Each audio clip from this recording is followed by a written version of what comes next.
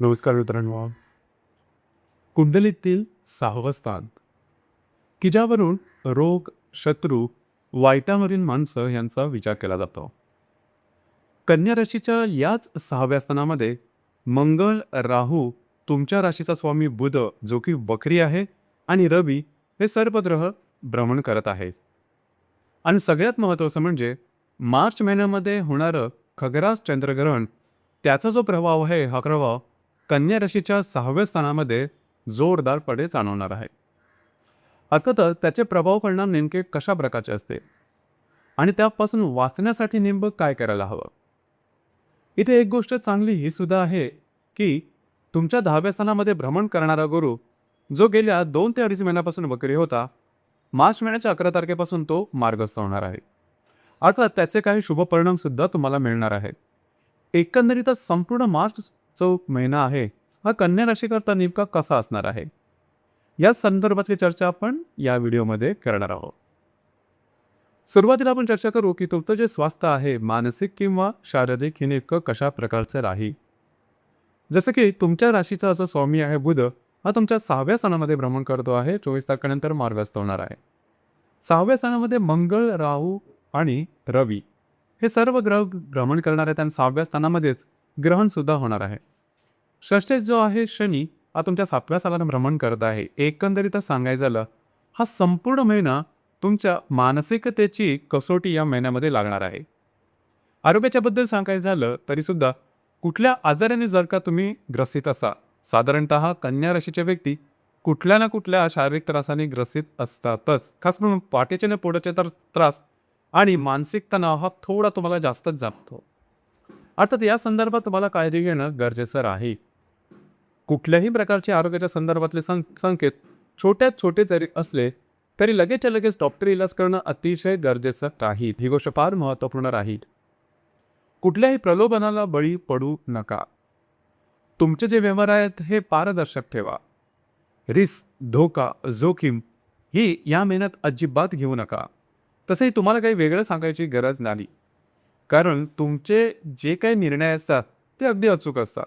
नीट विचार करून तुम्ही निर्णय घेता आणि 100% आपण घेतलेल्या निर्णयाचा फायदा आपल्याला व्हायलाच हवा अशा प्रकारचा तुमचा स्वभाव आहे. परंतु या महिन्यामध्ये गोष्टी थोड्याशा वेगळ्या होऊ शकते. तुम्ही थोडंसं फसलं जाणं किंवा भ्रमित होणं अशा प्रकारचे अनुभव येऊ शकतील. त्या संदर्भात काळजी घेणं अत्यंत गरजेचं राहील. यानंतर आपण चर्चा करू की तुमचा जो आर्थिक स्तर आहे हा नेमका कशा प्रकारचा राहील. तुमच्या राशीचा सगळ्यात महत्त्वपूर्ण ग्रह शुक्र हा तुमचा धनेश पण आहे, भाग्येश पण आहे. तुमच्या सप्तमात भ्रमण करतो आहे. 25 तारखेनंतर अष्टमात भ्रमण करेल. राशीचा जो पंचमेश आहे शनी हा सप्तमात भ्रमण करतोय आणि जो अष्टमेश आहे मंगळ हा तुमच्या षष्ठात भ्रमण करतोय. थोडीशी आर्थिक ओढाताण ही या महिन्यामध्ये जाणवू शकेल. आता तुमची जी राशी आहे काही फारशी खर्चिक नाही आहे. खर्चाच्या संदर्भात तुमची गणितं अगदी काटेकोर असतात. या महिन्यामध्ये थोडीशी ती वेगळी होऊ शकते किंवा चुकू शकते. अधिक खर्च होतील किंवा सगळ्यात महत्त्वाचं म्हणजे चुकीची गुंतवणूक होण्याची शक्यता जास्त प्रमाणात आहे. या संदर्भात काळजी घेणं गरजेचं राहील. याचप्रमाणे ग्रहसौख्य याबद्दल सांगायचं झालं तर राशीचा जो चतुर्थेश आहे गुरु हा तुमच्या दशम स्थानामध्ये भ्रमण करत आहे. दिनांक 11 तारखेनंतर हा गुरु मार्गस्थ होणार आहे. ही गोष्ट फार चांगली आहे. गेल्या 2-2.5 महिन्यापासून तुम्ही बघितलेलं असेल की घरातलं वातावरण काय ठीक नाही आहे. कुठल्या ना कुठल्या प्रकारचे त्रास किंवा स्ट्रेस तुम्हाला जाणवत आहेत घरात गेल्यानंतर. परंतु या महिन्यामध्ये हळूहळू त्याच्यापासून तुम्ही मुक्त होणार आहात, बाहेर येणार आहात. वास्तूच्या संदर्भातली महत्त्वपूर्ण कामं तुम्ही या महिन्यामध्ये हाती घेऊ शकता. ती सहजपणे पूर्ण होताना दिसतील. लव्ह लाईफबद्दल सांगायचं झालं तर साधारणतः तुमच्या राशीचा जो दशमेश आहे शनी हा तुमच्या सप्तमात भ्रमण करतोय. तो सध्या मार्गस्थ आहे. खास करून जर तुम्ही म्हणायचं रिलेशनशिपमध्ये असाल दोघांमधील नातेसंबंध उत्तम राहतील. ज्या गर्भवती महिला आहेत कन्या राशीच्या त्यांनी मात्र स्वतःच्या आरोग्याकडे लक्ष देणं थोडंसं गरजेचं राहील. मूलतः तुम्हाला थोडासा मानसिक तणाव जाणवेल आणि त्या तणावापायी चुकीचे निर्णय किंवा समज मात्र करून घेऊ नका. ही गोष्ट महत्त्वपूर्ण राहील. विद्यार्थी वर्गासाठी सुद्धा सांगायचं झालं तर तसं पाहिलं तर हा महिना तुमच्यासाठी चांगलाच असणार आहे. तुम्ही आधीची काही तयारी केलेली असेल त्या संदर्भातले काही चांगले रिझल्ट्स मिळतील. मात्र मुळातच तुम्ही बौद्धिकदृष्ट्या अतिशय चांगले असता. म्हणजे चिकित्सक असा चौकस असता आणि बुद्धीसुद्धा तुमची आकलनशक्ती ग्रहणशक्ती खूप चांगली आहे. या अनुषंगाने थोडंसं जर का तुम्ही जास्त प्रयत्न केलात तर अर्थातच त्याचे जे रिझल्ट्स आहेत हे तुमच्या अपेक्षेप्रमाणे येऊ शकते. यानंतर आपण चर्चा करू वैवाहिक जीवनाबद्दल. राशीचा जो सप्तमेश आहे गुरु हा तुमच्या दशमात भ्रमण करतो आहे. आता मार्गस्थ होईल 11 तारखेनंतर. मात्र राशीच्या सप्तमामध्ये 15 तारखेनंतर रवी आहे, तिथेच शनी नेप्च्यून सुद्धा आणि शुक्र सुद्धा आहे. रवी शनीची युती सुद्धा तुमच्या सप्तमात होणार आहे. थोडंसं या महिन्याच्या उत्तरार्धात तुम्हाला वाटू शकेल की तुमचे जे वैवाहिक जोडीदार आहेत तुमच्यावरती थोडेसे हावी झालेले आहेत की काय, त्यांच्यामध्ये तुमच्यामध्ये थोडीफार रस्सीखेच होऊ शकेल. वैवाहिक जोडीदाराच्या आरोग्याकडे थोडंसं लक्ष देणं गरजेचं राहील.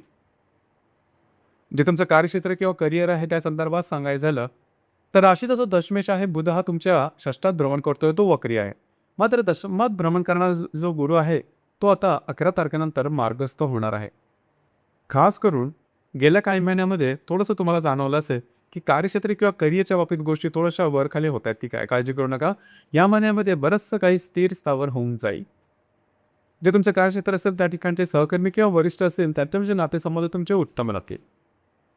तरीसुद्धा कुठल्याही प्रकारचे मोठे निर्णय घेऊ नका, विवादात जाऊ नका. ग्रहयोग किंवा ग्रहांचे जे परिणाम आहेत याबद्दल सांगायचं झालं तर दिनांक 5 तारखेला रवी आणि गुरुचा त्रिकोण योग होणार आहे षष्ठ आणि दशम स्थानातून. खासपणे जे तुमचं कार्यक्षेत्र आहे त्या ठिकाणचे ज्या व्यक्ती असतील त्यांच्यावरचे नातेसंबंध उत्तम राहतील. काही कामं जर का तुमचे अडकलेली असतील ती सहजपणे पूर्ण होताना दिसेल. याचप्रमाणे जे तुमचं कार्यक्षेत्र आहे त्या संदर्भातले काही चांगल्या ऑपॉर्च्युनिटी किंवा संधी सुद्धा तुम्हाला मिळू शकते. दिनांक 7 तारखेला नेपच्यून आणि शुक्राची जी युती आहे ही युती तुमच्या सप्तमात होणार आहे.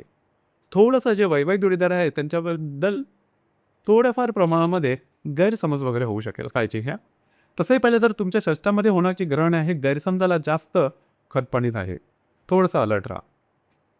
दिनांक 8 तारखेला शनी आणि शुक्राची युती होणार आहे, ही शुभफलदायी असेल.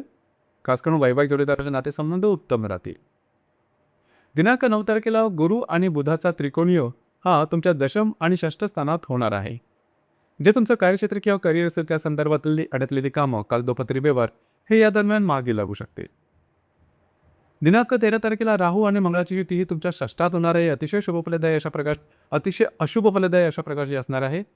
कारण जो मंगळ आहे तुमच्या राशीचा नंबर 1चा अशुभ फलदायी ग्रह की जो राहूच्या युतीचा आहे.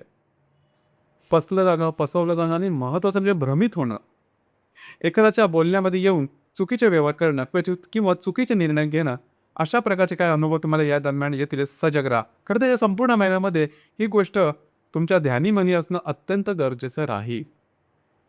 आरोग्याच्या संदर्भात सुद्धा तुम्हाला काही त्रास असते तर ते या दरम्यान डोकं करू शकते. दिनांक 15 तारखेला मंगळ आणि बुधाची युती सुद्धा तुमच्या षष्ठात होणार आहे. आरोग्याकडे लक्ष द्या.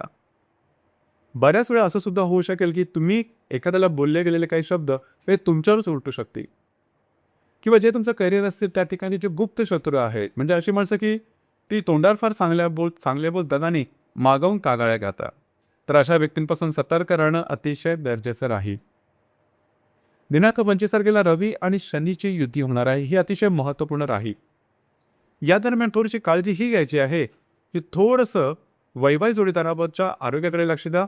त्यांच्यामध्ये तुमच्यामध्ये वादविवादाचे प्रसंग निर्माण होऊ शकतील किंवा जे तुमचं कार्यक्षेत्र आहे त्या संदर्भातले टोकाचे निर्णय घेऊ नका. या महिन्यातलं जी पौर्णिमा आहे ती 3 तारखेला आहे आणि त्याच दिवशी पौर्णिमेच्या दिवशी 3 तारखेला चंद्रग्रहण होणार आहे खग्रास पद्धतीचं. अर्थात या संदर्भात काळजी घ्या, कारण त्याचा जो प्रभाव आहे हा मगाशी जसं आपण बोलत आहोत ते तुमच्या 6व्या सणामध्ये होणार आहे. तर या संदर्भात काळजी घेणं गरजेचं आहे. कुठल्याही प्रकारचे असे निर्णय घेऊ नका की ज्याचा मोठा परिणाम तुमच्या जीवनावरती होऊ शकेल. याचप्रमाणे थोडंसं स्वतः ते नियंत्रण ठेवणं गरजेचं राहील. भावनेच्या आहारी जाऊ नका. दिनांक 19 तारखेला अमावास्या असणार आहे, तर या महिन्याचा 3 आणि 19 तारीख या दरम्यान काळजी घ्या. कागदोपत्री व्यवहार, कमिटमेंट, प्रॉमिसेस किंवा विवादात जाऊ नका. तर मित्रांनो, हे होतं कन्या राशीचं मार्च 2026 करताचं संपूर्ण राशीफळ. धन्यवाद.